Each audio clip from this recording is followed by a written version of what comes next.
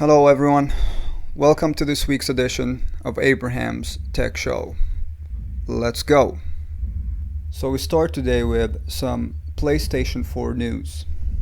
According to the Financial Post, HyperX has announced a new licensed PlayStation 4 gaming headset. So, the gaming headset has been licensed and approved by Sony Interactive Entertainment LLC, the company that owns PlayStation 4. Now, HyperX is a division of Kingston Technology Company Incorporated. And HyperX Cloud is already a platform that is compatible with PlayStation 4. And now once they offer the headsets, they expand their offerings and services for the game console.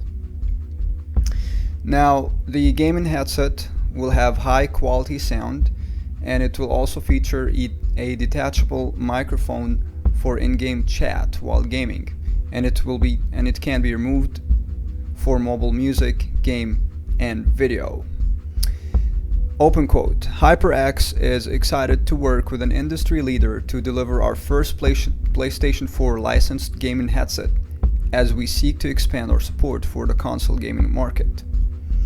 End quote. This quote was said by Andrew Ewing, who is the console product business manager at HyperX. Now, HyperX is a company that is known for being an avid supporter of esports and competitive gaming. So by providing this headset, they will hopefully make a lot of gamers happy. As for availability, so the HyperX Cloud for PlayStation 4 is already available at Best Buy with a suggested retail price of $79.99. Also trending today on the technology stratosphere is the news that Google might have mistakenly leaked the Pixel 3 launch date, and that's according to BGR. Now, for me personally, this is a little bit disappointing because I just bought the Pixel 2 XL a couple of months ago. But what can you do? Technology flies by. Now, the leak is saying that the new Google Pixel 3 will copy a lot of elements from the Apple iPhone phone. Now, let's read a little bit here and see what they're trying to say. So, the Pixel 3 series isn't even here, and we already know that Google is copying two significant plays from Apple's How to Sell Boatloads of Expensive Phones playbook. Very funny. First of all, Google added notch support to Android P, suggesting that at least one Pixel 3 model would be an iPhone X clone. So they're trying to copy the iPhone X, and later on we discovered that this model will be the XL version.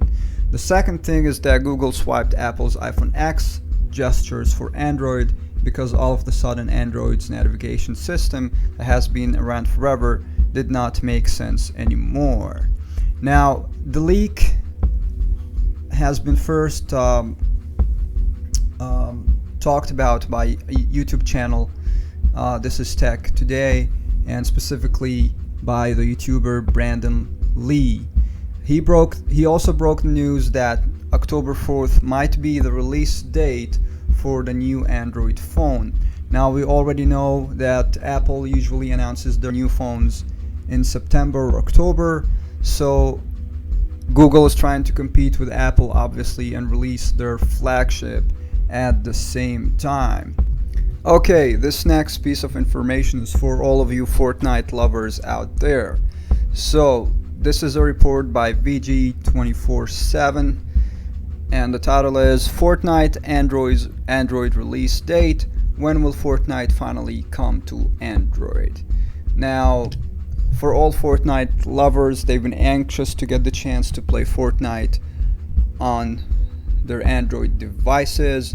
Now, the game and online platform has been available on iOS and Apple devices since early spring, and this report makes it clear that the initial initial reports by Epic Games kind of indicated that the game will come to Android during the summer period. Now the summer is almost over, and the game is not here yet. Now, Epic Games also made it clear that they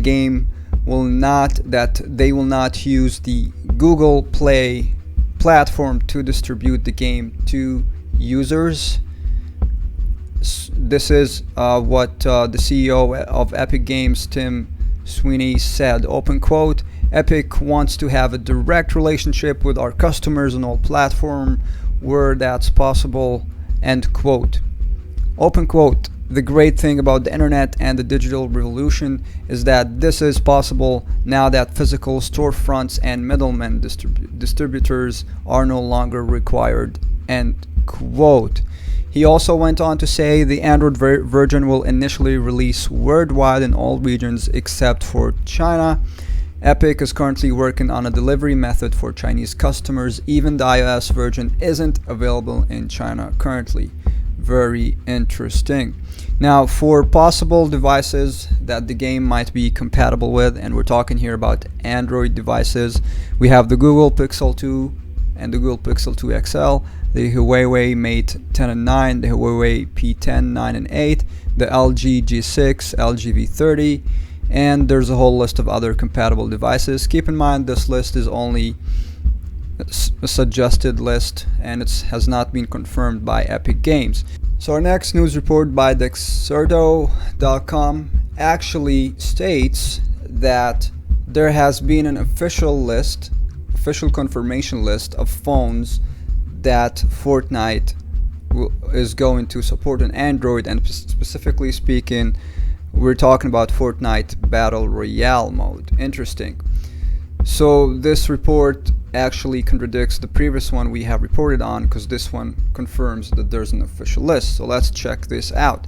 Now the report indicates that even though there's no official date for the release of the game on Android, it is heavily speculated to be launched on August 24th alongside the release of the new Samsung Galaxy Note 9, and that the game will be exclusive to this phone for at least 30 days.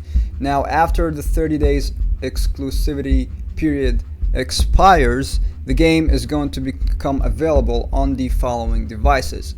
Now, this website states that its source is the official Fortnite sign up page, which states the devices that are going to be supported after the initial 30 days of exclusivity.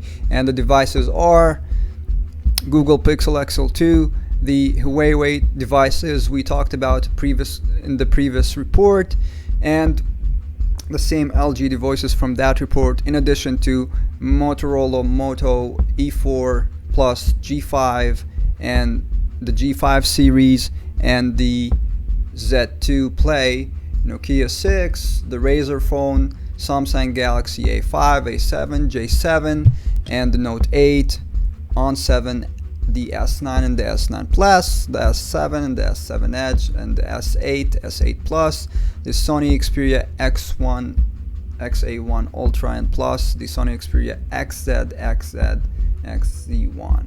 So these are the list of the devices, and of course this list might change soon.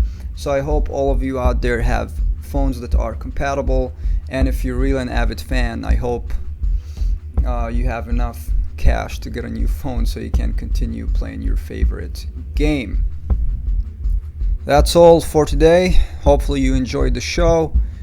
Take care, peace, and as always, I'll see you in the next one.